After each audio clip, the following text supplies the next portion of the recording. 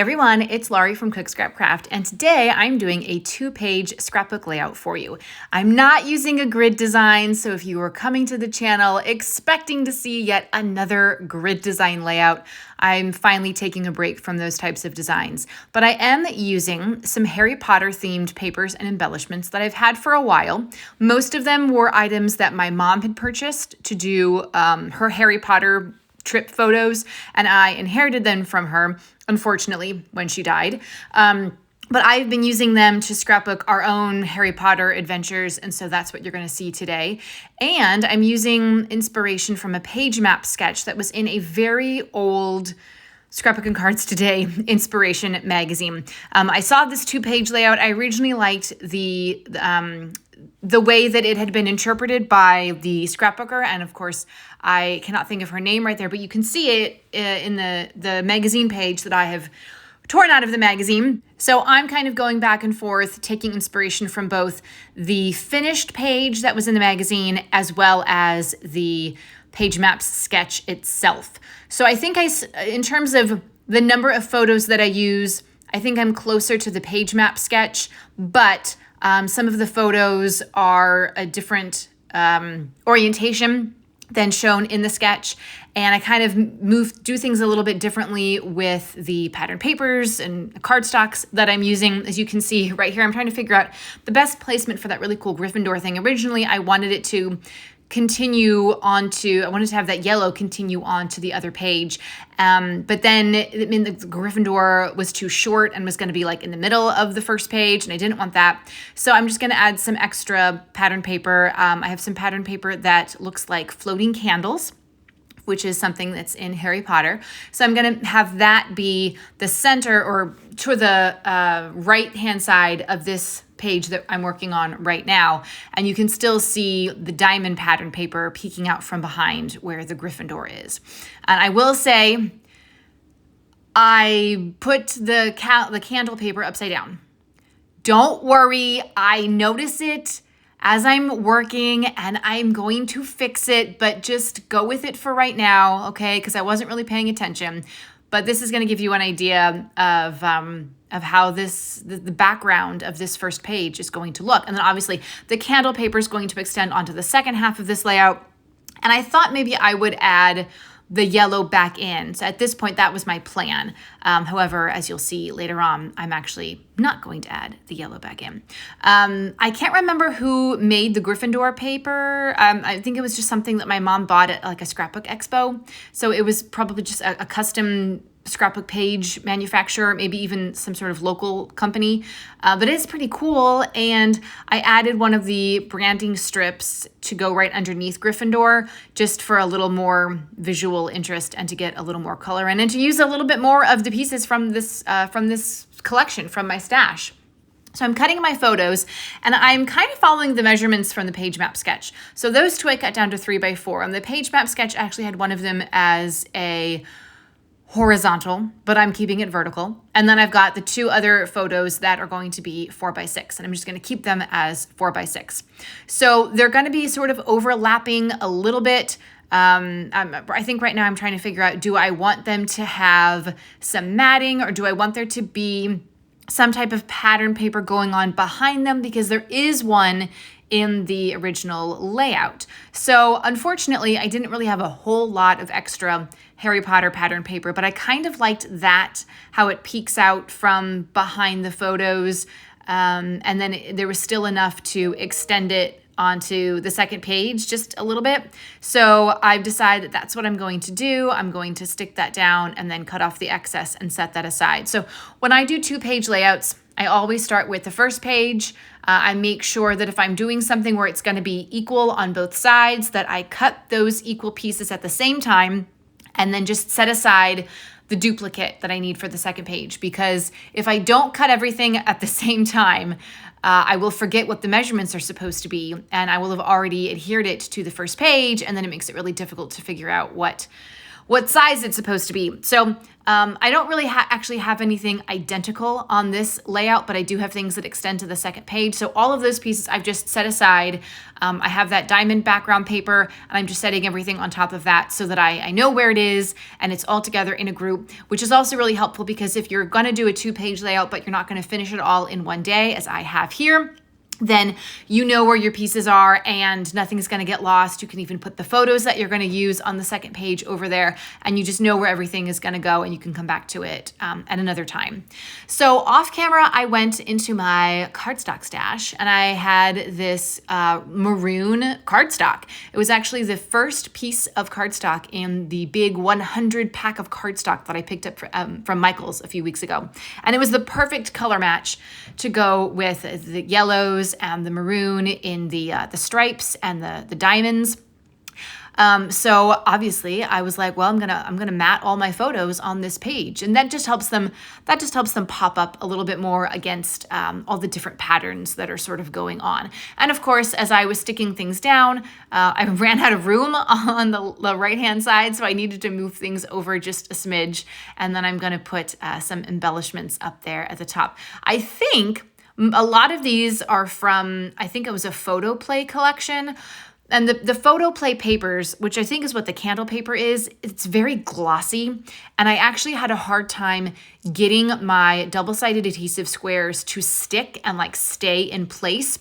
There's a point where I'm working on the second page and I go over to look back at the first page, and that big photo that you're seeing there has like moved a little bit. So I'm not totally in love with the glossy pattern papers. That's not really my thing, but it was the only option for these Harry Potter papers. So if you guys know of a Harry Potter paper collection that isn't glossy, please let me know. Leave that down in the comments, because obviously we have plans to go back to Universal and do more of the Harry Potter stuff. They've opened a lot more things since we've been there. And so that's on our list of things to do. And my daughter's reading the second book right now. We've read the first one and seen the first movie. So we're definitely getting her intrigued in Harry Potter. We actually just went to the Harry Potter store in New York a few days ago. And so I've got, I think one photo. I took one photo inside the store, but we're definitely going to go back because my husband wants to go too. So it was pretty cool.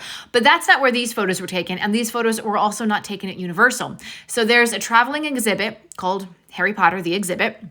And when we were in Atlanta over spring break last year, that's where it was. So that's one of the things that we did while we were there. We went into the Harry Potter exhibit, and it was really cool. There were some interactive elements. However, we went to the exhibit toward the end. I think it was closing like the next day, and some of the exhibits did not work anymore. So that was kind of disappointing, but it was cool to see props and memorabilia from the films. And there's a screen when you enter, and it puts your name on the Marauders map, which is pretty cool. So if you are interested in Harry Potter, definitely go online, Google it to see where it is. I think right now it's actually in New York. We're not going to do it again, but that's where it is. So I'm not sure how many other cities it's going to after this, but it's been going around, and it's a pretty cool thing to do, especially if you're a Harry Potter fan. And then you're going to have these cool Harry Potter photos to scrapbook when you're done. I actually have 3 other photos from this trip, and I didn't put them on this page because they're all of I can't think of her name now. The really terrible headmistress who wears all the pink. You guys know who I'm talking about. There are 3 photos, Dolores Umbridge in her office. So I'm just going to put those all together on one layout.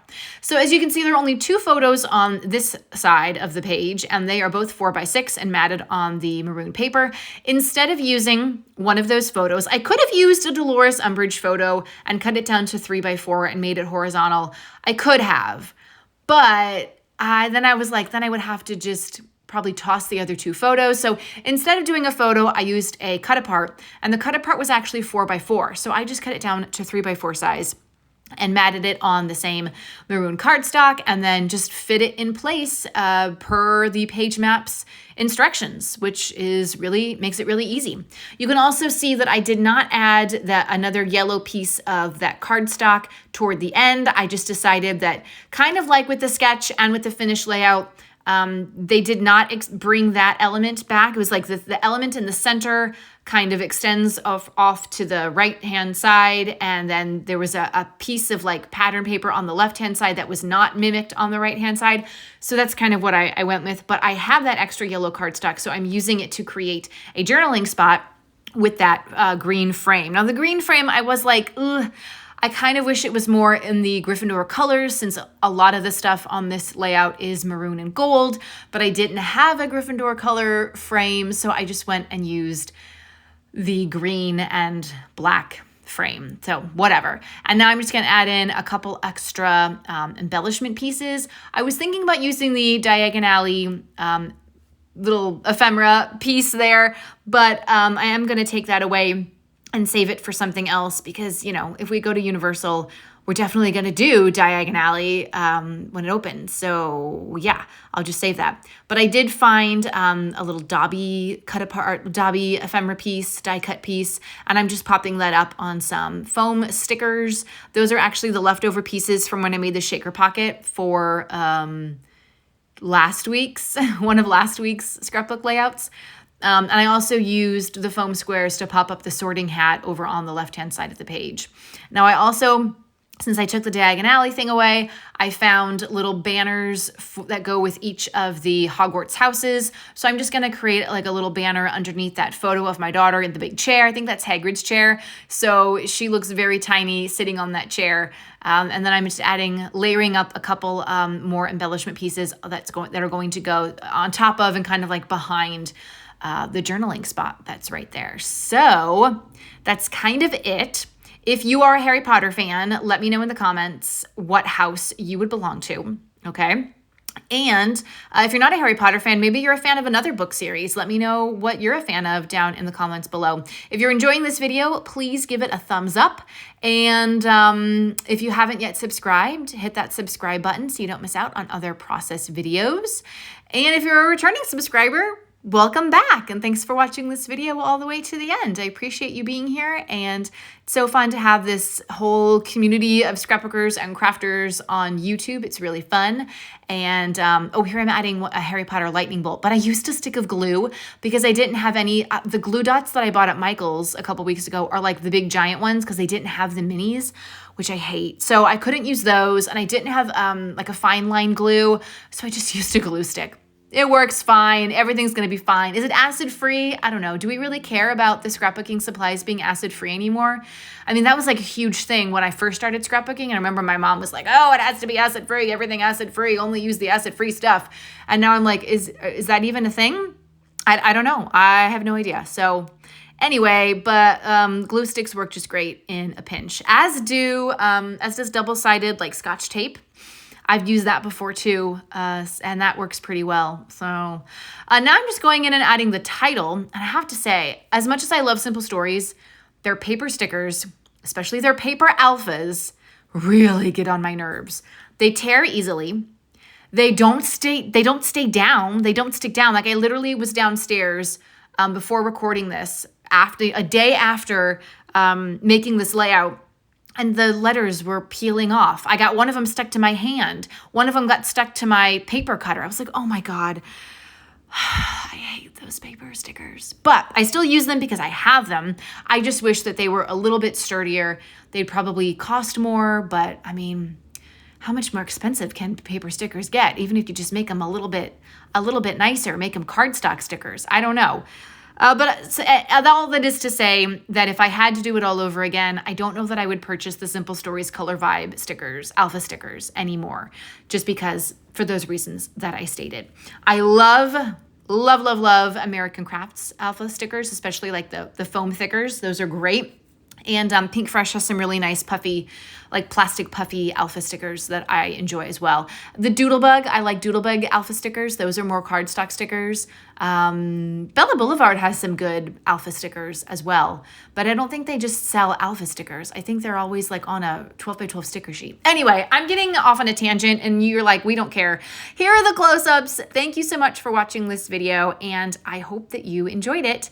No broom needed because we didn't have to fly there to get there. Well, we flew on a plane, but we didn't fly on a broom. So anyway, thanks so much, you guys. Bye.